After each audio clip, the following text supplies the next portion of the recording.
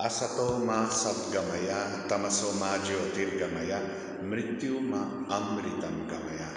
Llévame de lo ilusorio a lo real, llévame de la oscuridad a la luz, llévame de la muerte a la inmortalidad. Om Shanti, Shanti, Shanti. Namaste, buenas tardes. Como decimos en la India, Suswagatam, sean ustedes todos bienvenidos aquí a la casa de Dios. Agradecer, como no, al Padre José Vicente por acogerme, por abrir las puertas de la iglesia, a Eloy, Friends of Religion, la comunidad musulmana Ahmadiyya, y a todos vosotros, especialmente en un día tan caluroso, un viernes en Valencia, que apetece irse a tomarse algo por ahí antes que venir aquí. Pero bueno, agradezco muchísimo la presencia de todos.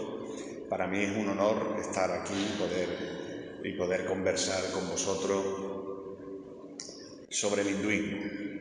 El hinduismo es la forma de espiritualidad más antigua de la humanidad y que sigue vigente, pero a pesar de ser tan antigua, quizás sea la menos conocida y al mismo tiempo la que más tópicos o más mitos o más desinformación existe.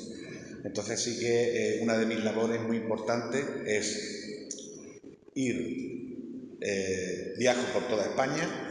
No se lo acerque tanto que si no se tumba. Se oye bien, se oye muy bien. Sí, va, gracias. Viajo por toda España, pues explicando qué es realmente el hinduismo y cuál es la aportación que hace el hinduismo, por ejemplo, en concreto hacia el diálogo interreligioso. Algunas pinceladas, algunas bases concretas de lo que es el hinduismo. Primero de todo tenemos que tener claro que la palabra hinduismo, es una palabra extranjera, bien, no es una palabra originaria de la India, no es una palabra del sánscrito, que es la lengua litúrgica de la India, lo mismo que el latín es la lengua litúrgica del cristianismo. Bien, entonces el sánscrito es la lengua religiosa, la lengua en la que se ofician los rituales, la lengua en la que están puestas las escrituras. La palabra hindú o hinduismo no existe. ¿Bien? ¿Cómo surge el término hindú o hinduismo? Aproximadamente en el siglo X comienzan las invasiones de la India, afganos, árabes, turcos, y cuando comienza esa invasión de la India llegan al río Sindhu. Bien, el río Sindhu, y hay un valle, el valle del río Sindhu, que hoy en día está en Pakistán, y cuando llegan preguntan que cómo se llama esa zona, cómo se llama este río. La gente le dice río Sindhu, pero en persa, en farsi, la lengua de Persia, la S se pronuncian como una H aspirada. Entonces en vez de decir Sindhu, dicen Hindu, y a la India le llaman Hindustán, la tierra de los hindúes. Ahí es como surge el nombre.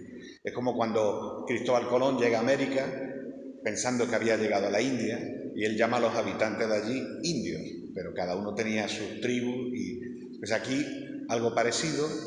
Hoy en día la religión, esta forma de vida, de espiritualidad, todo el mundo la conoce por hinduismo, o sea que yo a lo largo de mi charla la seguiré llamando como hinduismo, pero no es el nombre original. El nombre original es Sanatana Dharma. Sanatana significa en sánscrito aquello que no tiene ni comienzo ni final, algo que es eterno.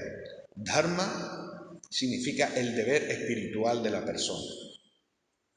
Nosotros como personas tenemos muchos dharmas, tenemos mucho deber. Puedo tener deber con mi familia, deber con mi comunidad, deber con mi país, pero Sanatan Dharma, deber eterno, solo lo tengo con Dios.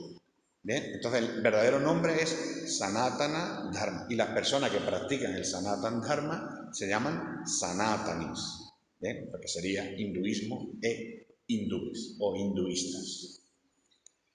Entonces este es el origen. El hinduismo surge geográficamente en lo que hoy en día es el llamado subcontinente indio, que en la actualidad está dividido en varios países: India, Pakistán, Bangladesh, Nepal, Sri Lanka, ahí donde nace el hinduismo, y luego se expande hacia el sudeste asiático.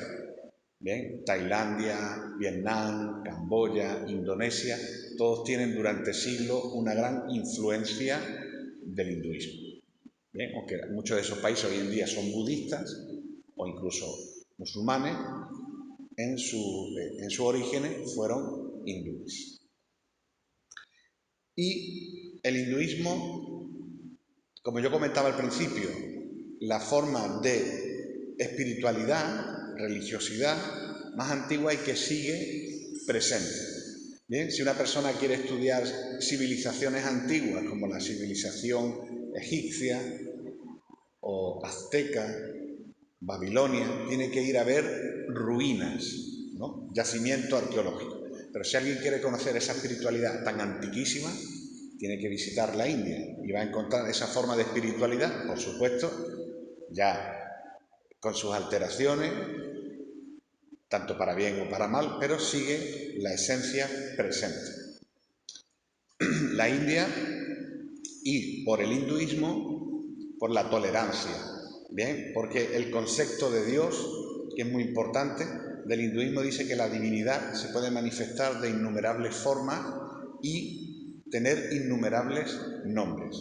Dios es ilimitado, es lo más grande. Entonces yo no puedo limitar a Dios a un solo nombre o a una sola forma o no tener forma. Dios puede tener forma, no tener forma y tener cientos, miles de nombres, ¿no? Y el ejemplo es como el sol, ¿no? Cuando el sol sale por la mañana, nosotros vemos el sol. En España decimos sol, ¿vale? En la India dicen Surya, los ingleses dicen Sun, en Japón dicen Nippon, y cada país, de acuerdo a su lengua, le va a llamar de forma diferente. Pero hay un solo sol, no hay un sol para cada país. ¿Qué es lo que se diferencia? La cultura. Pues lo mismo, cuando nos dirigimos a Dios, pues hay personas que le llaman Jesús, otros dicen Allah, otros dicen Yahvé, otros dicen Krishna. Nos estamos dirigiendo a una misma entidad suprema. ¿Bien? Entonces el concepto de Dios, que es la primera pregunta, digamos, que nos pone Eloy para que yo lo comparta con vosotros, el concepto de Dios. Porque el hinduismo visto desde afuera, visto con los ojos de las tradiciones abrahámicas, o también llamadas tradiciones del libro, bien, como son judaísmo, cristianismo, islam, cuando ven que la divinidad se manifiesta de diferentes formas, rápidamente tachan al hinduismo de politeísta. Los hindúes tienen muchos dioses, ¿no? Entonces muchas veces cuando hablamos de diálogo interreligioso, a veces no se incluye el hinduismo porque dice, bueno, es que como creéis en tantos dioses, pero eso es uno de los mitos que yo trato de quitar, ¿no? El hinduismo es un monoteísmo, ¿bien? Quizás sea una de las primeras formas de monoteísmo de la historia, monoteísmo polimórfico, es la palabra técnica. Poli significa mucho, mórfico, formas. Un solo Dios con muchas formas. ¿Bien? Entonces la divinidad tiene esa capacidad de manifestarse. Dentro del hinduismo hay diferentes tradiciones. No podemos, incluso si analizamos las principales religiones, vemos que no hay una unificación, que siempre hay diferentes tradiciones. Una persona dice, yo soy cristiano, pero puede ser católico, puede ser protestante, puede ser ortodoxo, ¿verdad? Y dentro de cada tradición hay incluso más divisiones. Hay divisiones regionales, lingüísticas, etc. Incluso si analizamos, por ejemplo, el catolicismo, podemos ver las diferentes, ¿no? Hay franciscano, benedictino, todas las diferencias. Pues en el hinduismo ocurre lo mismo. En el hinduismo hay 4 tradiciones principales que se llaman sampradaya. Sampradaya o escuela filosófica. Entonces el hinduismo tiene la escuela Vaishnava, devotos de Vishnu o Krishna, que es la escuela a la que yo pertenezco. Está la escuela Shaiva, que adoran a Dios en la forma de Shiva, el destructor. Luego están los Shaktas, que adoran a Dios en su aspecto femenino, adoran a la diosa. Y luego están los Smarta, que adoran a un Dios sin forma, impersonal. Bien, entonces cada tradición dice que su divinidad en particular es la suprema. Bien, cuando hablamos en el hinduismo de diferentes divinidades, para mí el supremo será Vishnu, para un Shaiva será Shiva, Bien, pero sí que entendemos que esa divinidad suprema son diferentes manifestaciones. Entonces yo, por ejemplo, cuando voy a hacer una ceremonia, a veces hago ceremonia para divinidades que no son a la divinidad a la que yo pertenezco, pero también es una forma de Dios. Por eso ese concepto de que tiene muchos dioses lo tenemos que ir eliminando poco a poco y pensar que creemos en un Dios y que hay tradiciones que dicen que Dios es nirguna, sin forma, y hay tradiciones que dicen que Dios es saguna, que tiene atributos. Bien. Luego el hinduismo tiende también a divinizar aspectos de nuestra vida. Bien, por eso hay una diosa de las artes y de la cultura, hay una diosa de la prosperidad, hay un dios de la lluvia. Entonces, todos estos efectos de la naturaleza también se tratan de divinizar para que la persona lo respete. Bien, que sepa que incluso el dinero también tiene su parte sagrada, porque nos lo manda la diosa de la fortuna. Y una de las cosas que el hinduismo tiene, a diferencia de otras culturas, es que el hinduismo cree que la divinidad es tanto masculina como femenina. No solamente hablamos de un Dios masculino, sino que Dios también se puede manifestar en su aspecto femenino. Entonces, la gran mayoría de las representaciones iconográficas de la divinidad casi siempre están acompañados de una imagen femenina, de una consorte. Por ejemplo, Krishna con Radha, Vishnu con Lakshmi, Shiva con Parvati, siempre la presencia femenina de lo sagrado, la presencia femenina que representa la fecundidad, la continuidad de la vida, siempre está presente. Y esa importancia, ¿no?, de que si yo voy a un lugar sagrado, aunque no sea el mío, puedo ver los sacramentos. Y la chuletilla un poco para no perderlo. Bien, entonces ese concepto de la divinidad, ¿no? Nosotros nos podemos dirigir a Dios con innumerables nombres. Una de las formas de meditación del hinduismo, la recitación de mantras, bien, es recitar los nombres de Dios como método de purificación, de limpiar nuestro corazón y de concentrarnos en la divinidad. Esto lo explicaré un poquito más adelante. El segundo punto es los sacramentos. Bien, en todas las religiones hay ritos de paso. En el cristianismo se llaman sacramentos. Nosotros los llamamos samskaras. Bien, empiezan los dos por ese. Sacramentos, samskaras. Tenemos 16 samskaras o 16 sacramentos.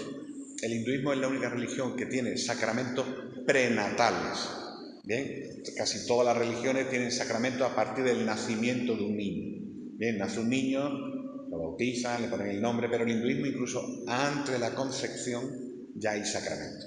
El primer sacramento se llama Garbha Samskara, Garbhadana Samskara. Garbha significa la impregnación del útero. Entonces, cuando una pareja, bien, que están casados, deciden concebir, deciden tener un hijo, hacen una ceremonia donde le piden a Dios que le mande un alma, que se manifieste un alma y que nazca como hijo suyo. Entonces ese sería el primer sacramento. Después hay sacramento a los 7 meses de embarazo. A los 7 meses de embarazo el bebé, sea niño o niña, ya tiene la capacidad auditiva, ya puede escuchar. Entonces hay una ceremonia donde se le recita en el oído de la madre mantras, palabras sagradas, palabras propicias, para que el niño ya en el interior comience a conectar con la divinidad. Luego hay una ceremonia cuando se corta el cordón umbilical y luego ya como comparativo el sacramento de Namakarana o sacramento del nombre sería el equivalente al bautizo, donde se le pone el nombre al niño. Se suele hacer a los 11 días, a los 21 días o a los 31 días del nacimiento, siempre que haya parto natural. Si hay un parto por cesárea, pues se puede prolongar que esa ceremonia se retrase hasta que la madre se recupere. A diferencia de otras culturas donde los padres deciden el nombre que le van a poner, hemos tenido este niño y le vamos a poner este nombre, en el hinduismo hay varias formas de hacerlo. Una de ellas es de acuerdo al nakshatra. Nakshatra quiere decir la constelación.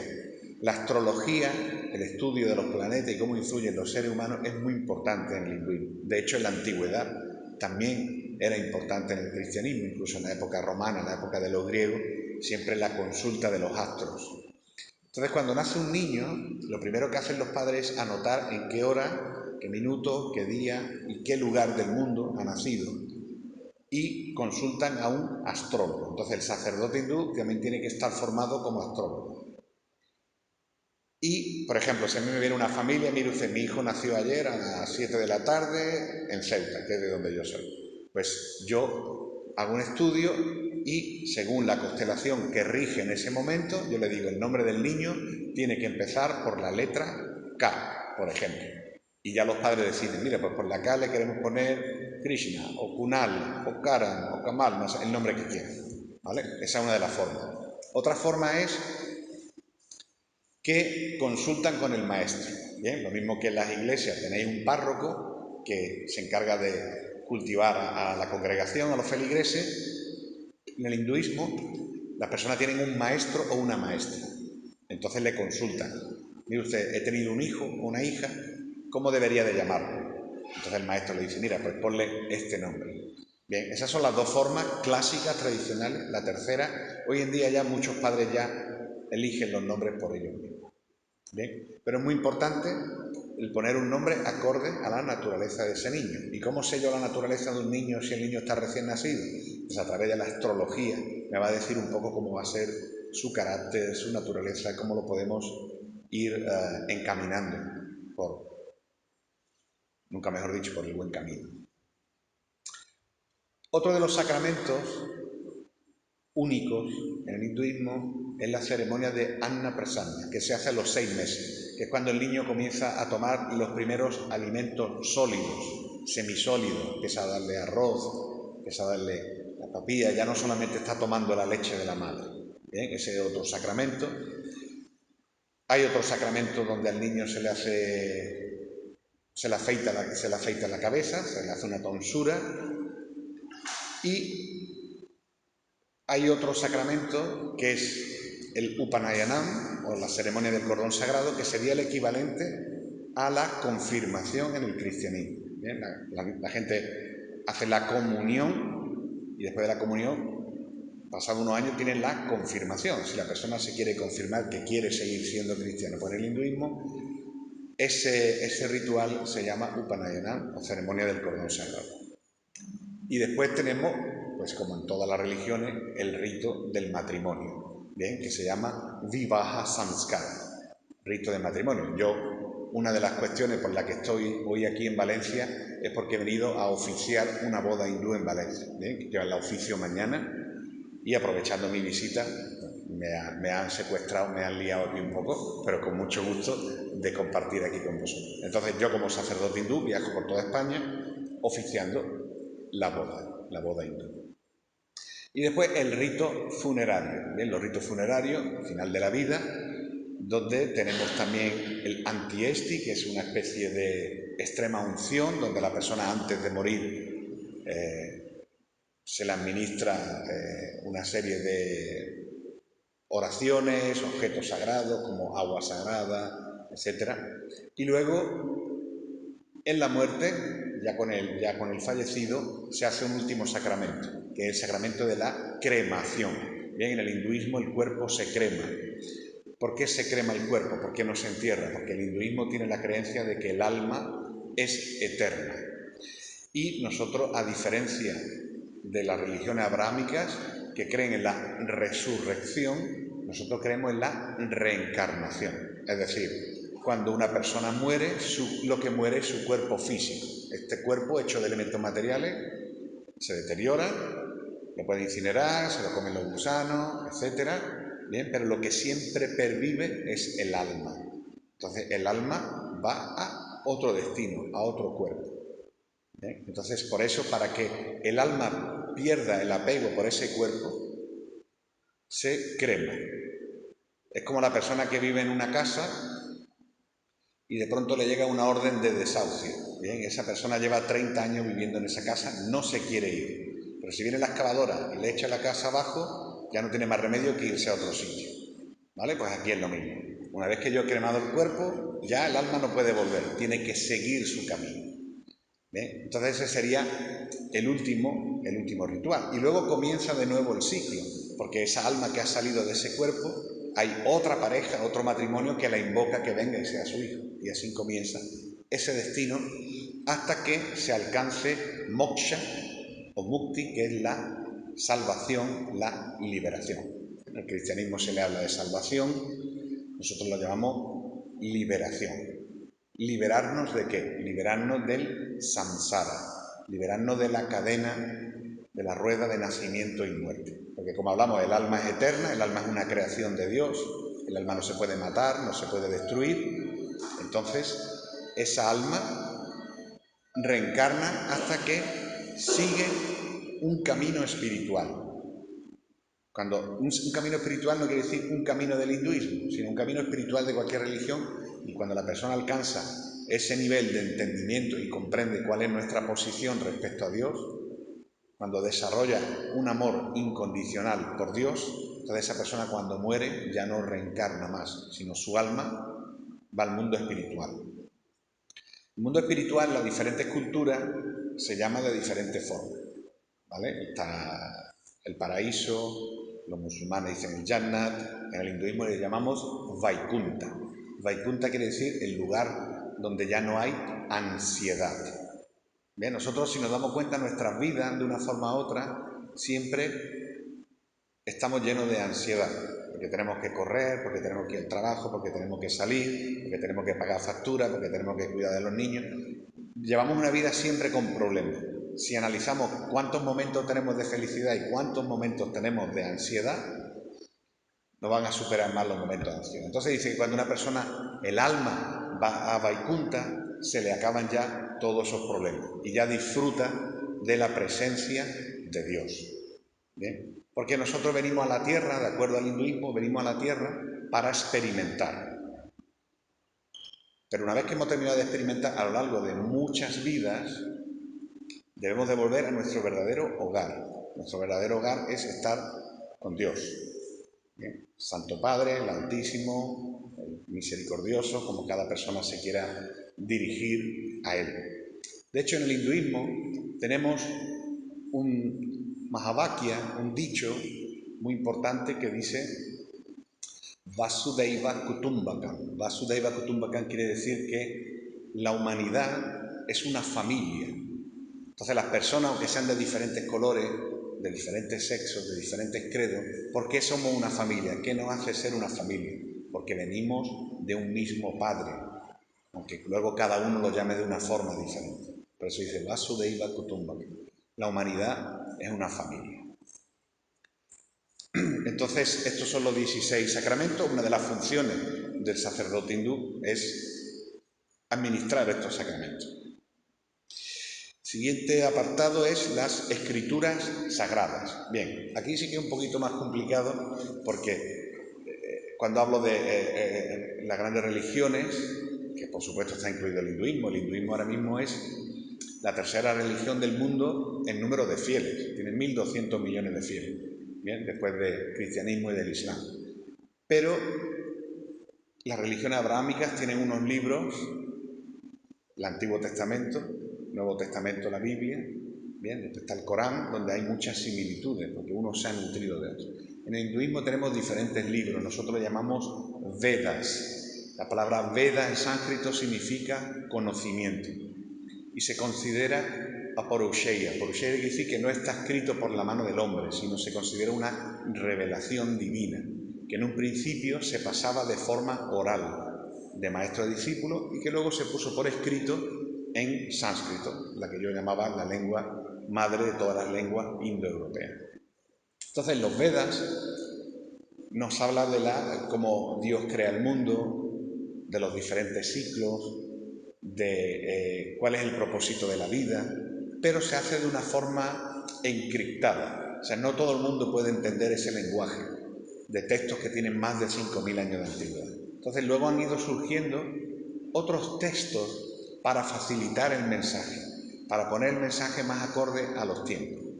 Entonces tenemos las Upanishads, que son unos textos muy filosóficos, tenemos los Puranas, que son textos con historias para presentar enseñanzas espirituales, valores a través de historias, para que todo el mundo lo entienda. Historias que pueden tener una cronología real en el tiempo, a veces son historias que son analogías, para que la persona a través de una historia pueda comprender qué es lo que realmente tenemos que hacer. Y luego hay un libro que reúne todo ese conocimiento de todos esos cientos de libros, que se llama la Bhagavad Gita. Bhagavad Gita o el canto de Dios o el canto del bienaventurado. Sería el equivalente de la Biblia. Si alguien dice, ¿cuál es el libro más importante de los hindúes? La Bhagavad Gita. Incluso en la India, cuando una persona va a un juicio y te dicen, va a decir usted la verdad, le traen la Bhagavad Gita para que jure. Bien, de hecho, el primer ministro de Reino Unido, Rishi Sunak, que es de religión hindú, juró sobre la Bhagavad Gita, aunque está jurando el cargo como primer ministro de Reino Unido. O incluso hay congresistas en los Estados Unidos que son de origen indio, que son hinduistas, y juran sobre la Bhagavad Gita. Entonces, estas son las escrituras principales y luego han surgido los comentarios, porque tenemos, incluso lo podemos ver hoy en día, ¿no? Como viendo las diferentes escrituras, la Biblia, la Torá, el Corán, como incluso los maestros le dan su explicación. Bien, entonces diferentes maestros sobre un mismo punto a veces dan enseñanzas diferentes. ¿Por qué hay enseñanzas diferentes? Porque a veces parece que hay contradicciones. En el hinduismo se dice que cuando una persona va a hablar de temas religiosos, incluso de la vida misma cotidiana, tiene que tener en cuenta tres factores: Patra, Kala, Desha. Patra significa adaptar el mensaje. Bien. Desha significa el lugar, puede ser el país, la región, en qué sitio. Bien. Y Kala, el tiempo. Entonces, por eso vemos a lo largo de la historia como vienen diferentes profetas, diferentes maestros, con diferentes mensajes que son de acuerdo a tiempo, lugar y circunstancias. Entonces, por ejemplo, aquí estamos en un entorno cristiano, ante personas que no estáis muy familiarizados o poco familiarizados con el hinduismo, pues yo tendré que utilizar un lenguaje y un tema acorde a mi audiencia. Luego a las 7:30 tengo otra conferencia, si me queda voz todavía, donde voy con personas que practican yoga, personas que ya tienen un conocimiento básico de la filosofía. Entonces ahí ya es otro tipo de charla. Bien, el lugar, no es lo mismo si voy a hablar en una iglesia, bien, que es un lugar sagrado, que si voy a hablar en otro tipo de entorno, ¿no? Que es más laico. Entonces esa es la importancia. Por eso vemos cómo vienen diferentes maestros con diferentes mensajes para dar esa enseñanza de acuerdo al tiempo, al lugar y las circunstancias. Por ejemplo, hay un ejemplo de Buda. Buda, que era hindú, y luego, por un desacuerdo en diferentes enseñanzas del hinduismo, se funda una nueva filosofía, el budismo. Y una de sus enseñanzas es la ahimsa, la no violencia.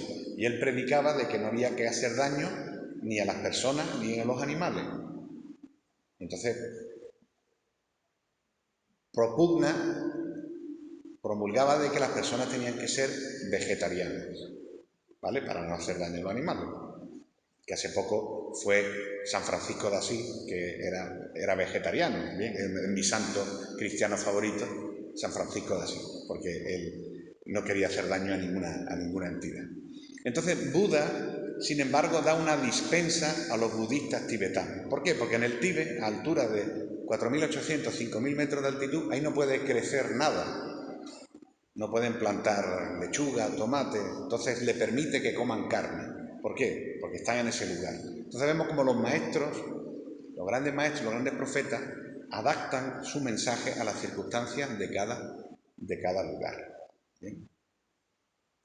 Entonces, la escritura principal, la Bhagavad Gita, que está traducida al castellano, bien, está traducida ahora mismo, creo que son en 72 idiomas.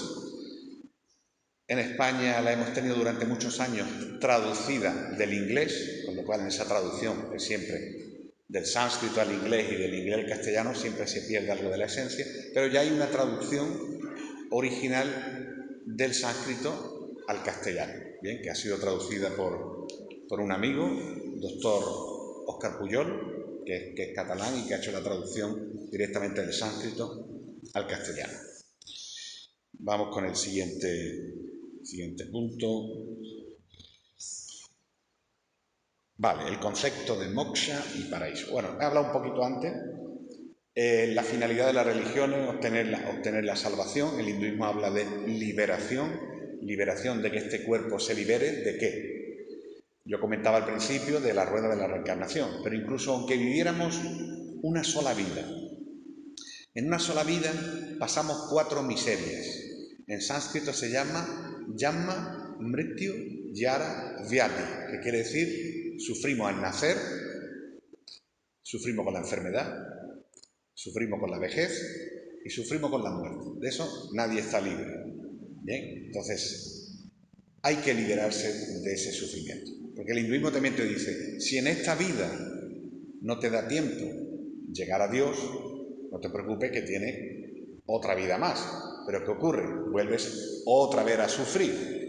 Bien, porque tu alma está dentro de un cuerpo perecedero, un cuerpo que sufre al nacer, que sufre con la enfermedad, que sufre con la vejez y que sufre con la muerte. Entonces el concepto de liberarse, sufrir, y ya no tenemos que volver a nacer nunca más en este mundo material.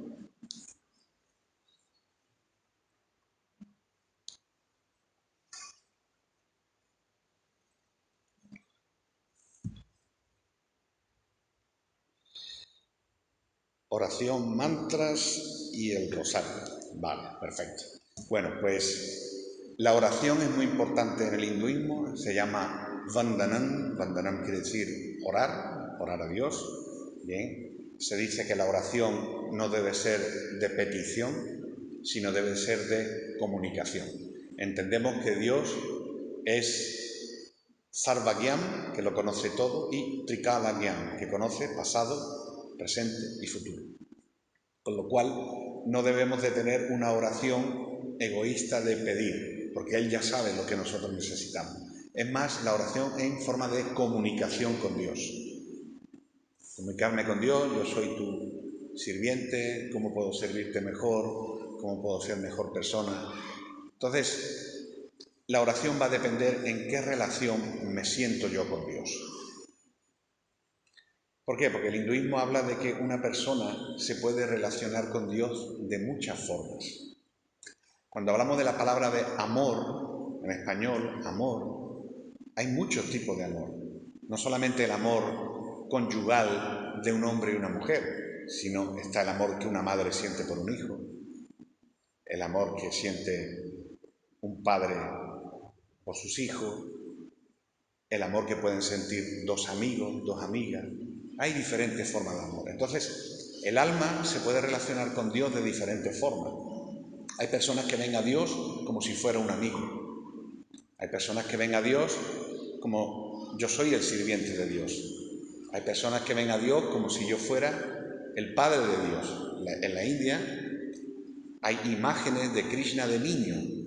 Entonces la gente ve a Krishna como su hijo y le quieren cuidar, le quieren dar de comer, como si fuera su hijo. Es una forma de relacionarse también con Dios, ¿no? Incluso las vocaciones que hay en el cristianismo del niño Jesús, no solamente de Jesús crucificado, sino también de Jesús en la cruz, ¿no? De niño. Entonces la oración va a depender de en qué humor me siento yo con Dios. Y los mantras. La palabra mantra es una palabra que hoy en día está muy de moda, que ya forma parte del léxico español. Mantra significa, es una palabra compuesta. Maná, mente, tra, liberar la mente. Maná, trayate. Bien. Entonces, mantra es purificar la mente. Yo puedo purificar mi cuerpo, ¿vale? Yo me puedo duchar, yo me puedo vestir, me puedo perfumar, pero ¿cómo purifico mi mente? ¿Cómo purifico mi corazón? No es algo físico, ¿no? Yo, por mucho que me dé con el estropajo aquí en el lado del corazón, no me puedo limpiar el corazón. Ni si me doy mucho en la cabeza, tampoco me voy a limpiar mi mente. Entonces, se dice que se hace a través de la recitación de palabras sagradas, que nosotros le llamamos mantras. Bien, repetir los nombres de Dios. Se dice que no hay diferencia entre Dios y su santo nombre. En este mundo material hay una diferencia entre el nombre y el objeto. Pero en el mundo espiritual no hay diferencia, todo es absoluto. No es lo mismo la palabra agua que el objeto agua. Si yo repito muchas veces agua, agua, agua, no se me va a quitar la sed, quizás me dé hasta más sed.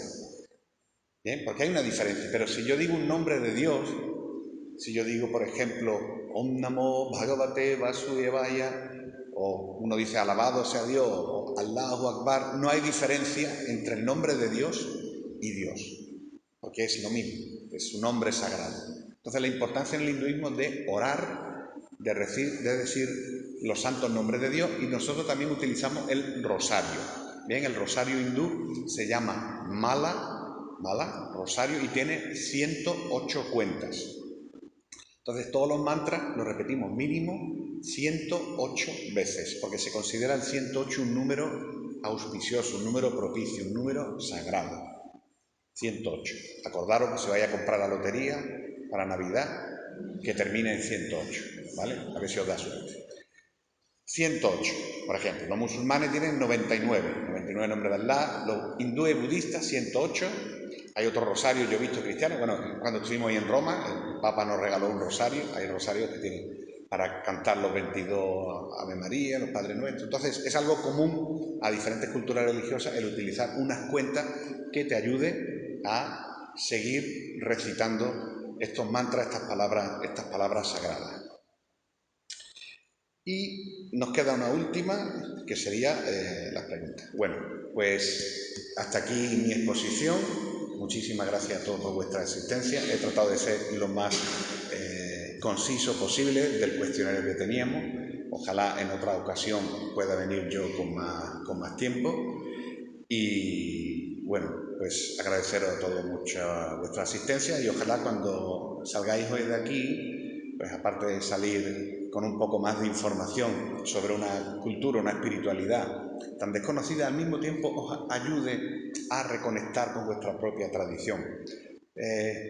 Recitando las palabras de un sabio, de un maestro del siglo XIX, Bhaktivinoda Thakur, que decía que paso por un lugar sagrado que no es el mío, donde se adora a Dios a una diferente forma que no es la mía.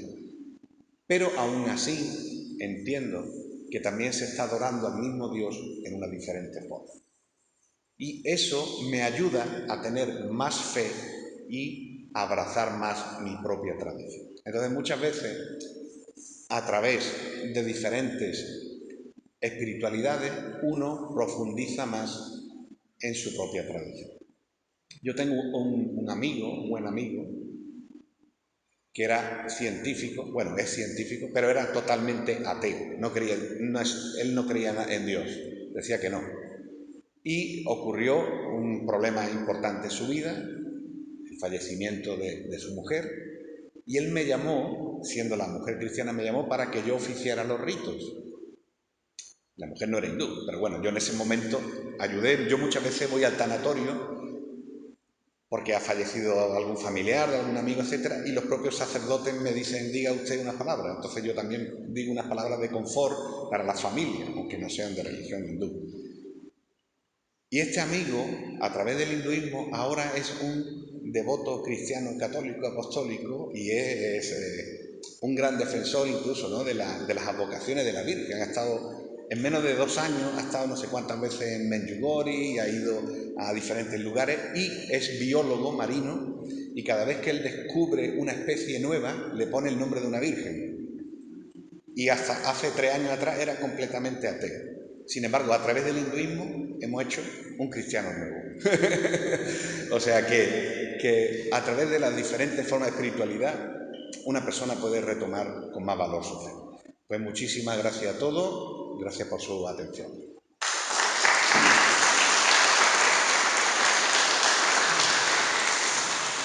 Y bueno, si alguien tiene alguna pregunta, algún comentario breve, no tenemos mucho tiempo, tenemos como 10 minutos, ¿no? pues si alguien quiere hacer una pregunta, pues yo con mucho gusto le contesto.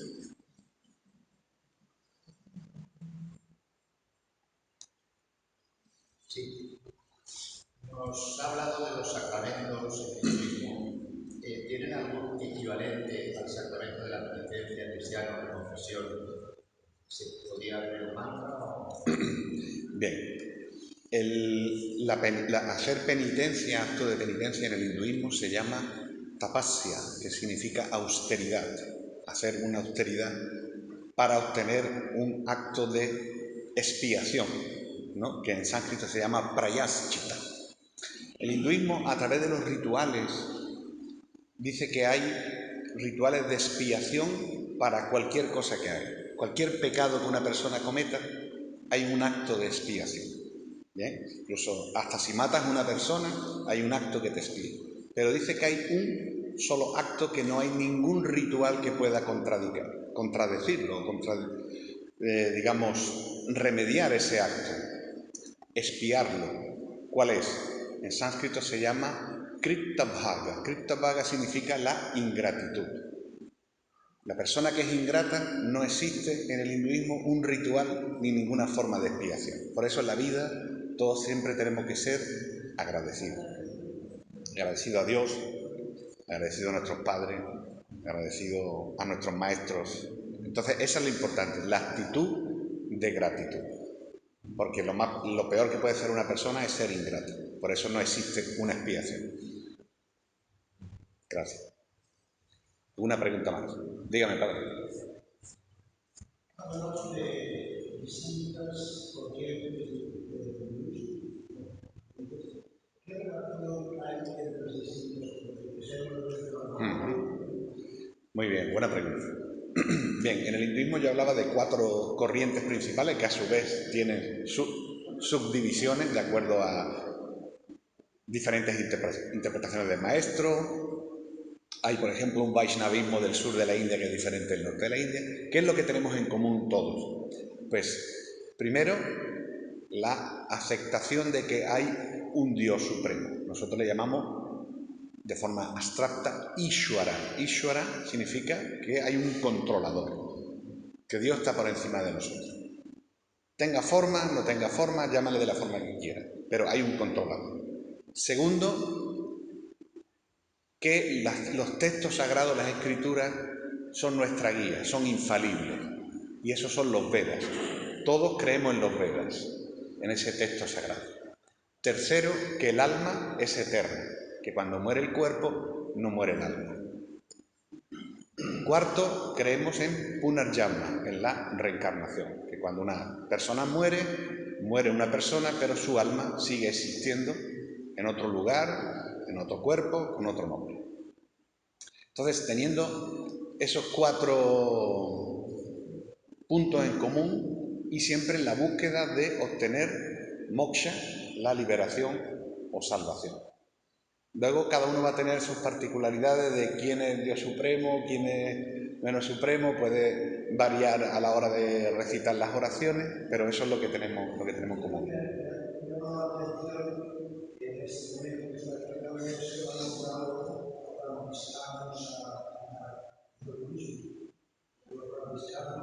Son creyentes en Jesucristo de la Iglesia.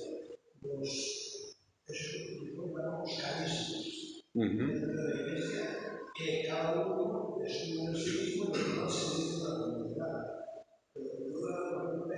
La relación humana entre las corrientes es buena o hay... Sí, bueno, suele ser buena.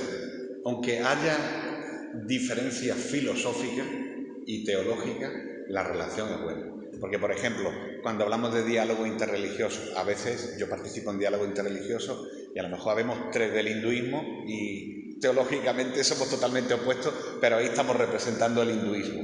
Y si tenemos que hacer piña, lo hacemos, ¿no? Porque luego cada uno tiene su maestro. Sí, sí. Gracias. En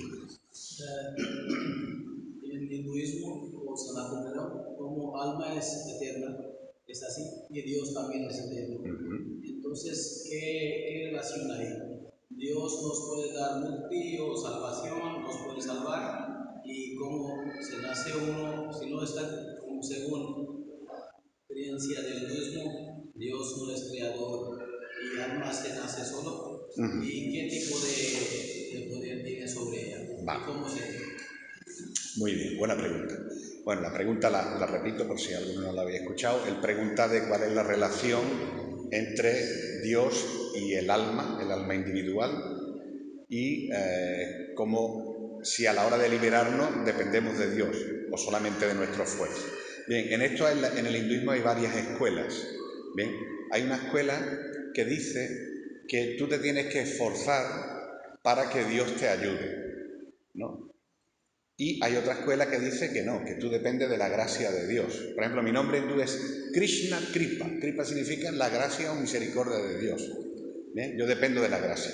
Entonces, hay escuelas que dicen que tienes que hacer muchos rituales, tienes que hacer mucha meditación, tienes que hacer muchos servicios para que Dios te ayude a salvarte. Y hay otra escuela que dice que es por ejemplo la que yo pertenezco, que dice que yo dependo de la misericordia de Dios. Yo dependo de lo que Él quiera. Él es el único que me puede salvar. Y esto, los maestros ponen un ejemplo. El ejemplo del mono y el ejemplo del gato. ¿Bien? En tamil, lengua del sur de la India, le llaman Vadakalai y Tenkalai. Vadakalai significa el mono, Tenkalai significa el gato. ¿Bien? Si vemos, estáis familiarizados, habéis visto alguna vez cómo un mono lleva a la cría. Bien, el mono, o la mona en este caso, la cría se tiene que agarrar a la madre. Bien, se tiene que agarrar muy fuerte y la madre va saltando por los árboles buscando la comida, y si el mono se distrae o no se agarra fuerte, se cae. Entonces ahí depende del esfuerzo del mono. Es la persona que quiere llegar a Dios a través de su esfuerzo. Y seguro que habéis visto, si no en vida real, en la televisión, cómo un gato lleva a la cría. El gato coge a la cría por la boca y la lleva. Entonces el gato depende completamente de la misericordia de su madre. Donde tú me quieras llevar, yo voy. Tú me quieres llevar para allá, vamos para allá. Tú me quieres llevar para allá, vamos para allá. No hace nada. No tiene que agarrarse. Entonces la tradición a la que yo pertenezco dice que yo dependo de Dios. Tú me quieres llevar aquí, tú me quieres llevar allí, tú me quieres salvar, no me quieres salvar. Finalmente yo dependo de tu gracia, de tu misericordia. Entonces hay dos formas. Hay personas que quieren la forma más difícil o que requiere de esfuerzo, y hay personas que dependen enteramente de la gracia divina de Dios, porque finalmente es el único que nos puede salvar. Los maestros nos pueden ayudar, nos pueden guiar el camino. Oiga, ¿cómo salgo por aquí? Vaya usted por allí, pero tengo yo que ir. Entonces dependemos de la gracia divina, y en esa parte, a la escuela que yo pertenezco, es muy parecido al Islam, porque el Islam también depende de la gracia de Dios. Él es el único que nos puede salvar. Entonces, en el hinduismo, como yo comentaba, diferentes corrientes. Quiere ser mono o quiere ser gato, ya cada uno, Dios nos ha dado un regalo a todos, que es el libre albedrío. Cada persona tiene la capacidad, nos ha dado Dios esa diminuta independencia de que cada persona elija el camino que quiere. Y si te equivocas, pues Dios te va a dar la oportunidad de volver otra vez a ello. Y Él te va a decir, te dije que por ahí no, pero como querías ir. Pues yo creo que ya de tiempo estamos ya... Pues nada, agradeceros a todos mucho vuestra presencia. Que Dios bendiga a todos. Om Shanti.